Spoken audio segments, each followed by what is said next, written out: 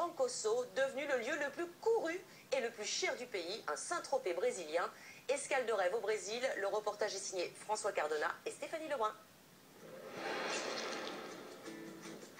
Rio de Janeiro mérite bien son surnom, la cité merveilleuse. La ville, construite autour des Morros, ses pics montagneux, est entourée de nature et les plages s'étendent sur des dizaines de kilomètres.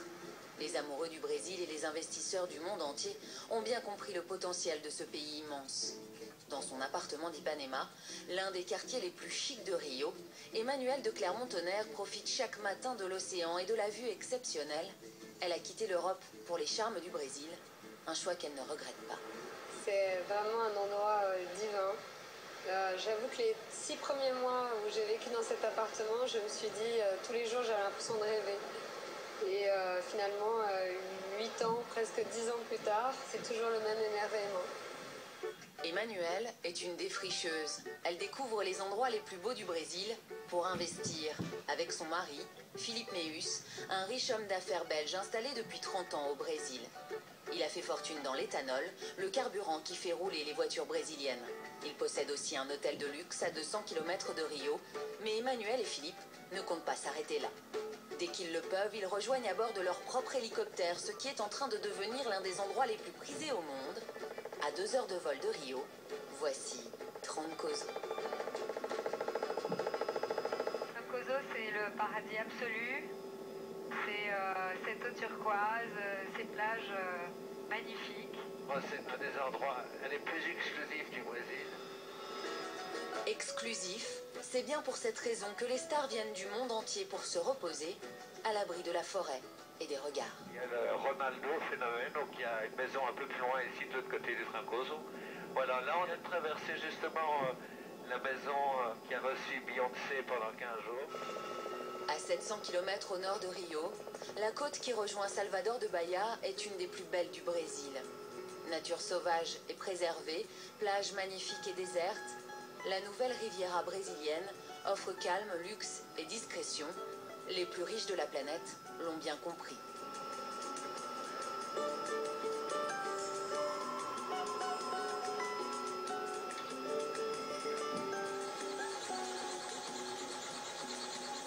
Emmanuelle et Philippe atterrissent directement dans leur propriété.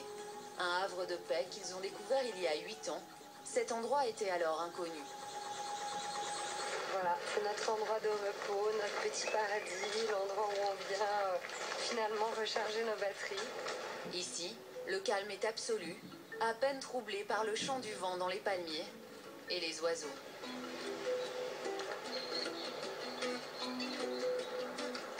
Ça, c'est la vue avec laquelle on se réveille tous les matins, c'est pas désagréable.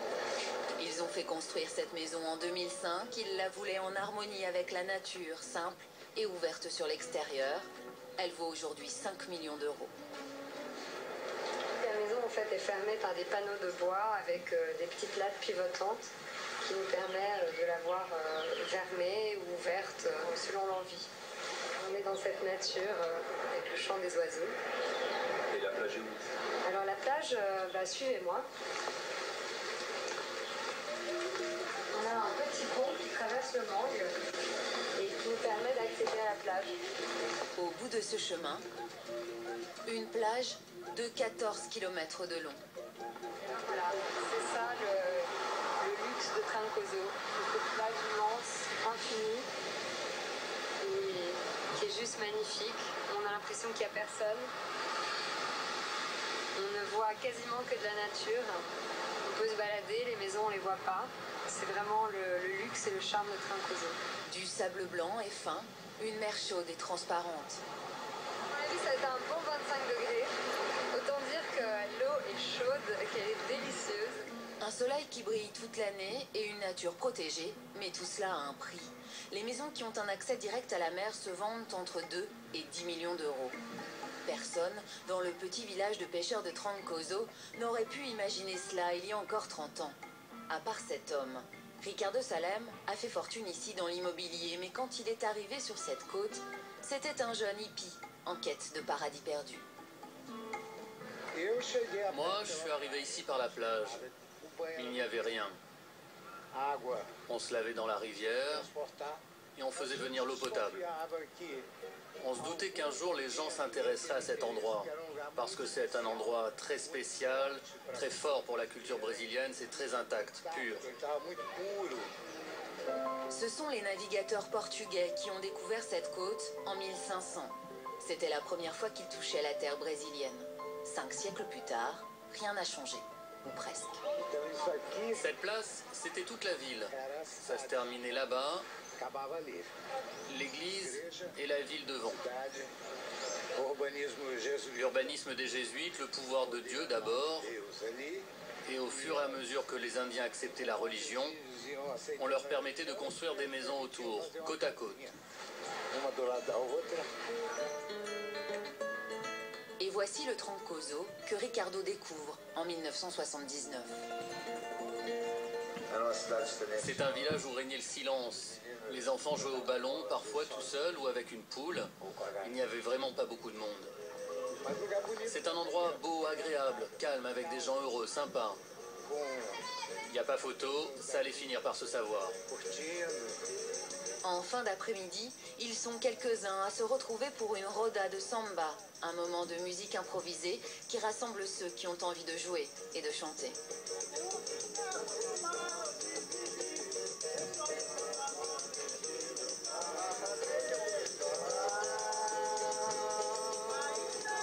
Il y a toujours eu de la musique. Avant la télévision, l'arrivée de l'électricité, on chantait beaucoup comme ça dehors. Ça a toujours été très agréable. Ce côté perdu et authentique, c'est ce qui attire les stars du monde entier depuis quelques années. Vous voyez beaucoup de stars ici? Oui, on a vu Sylvester Stallone. Et l'année dernière, il y a eu Beyoncé. Bon, moi je l'ai pas vue. Moi, je l'ai vue. Elle était là, elle a joué au foot avec les enfants.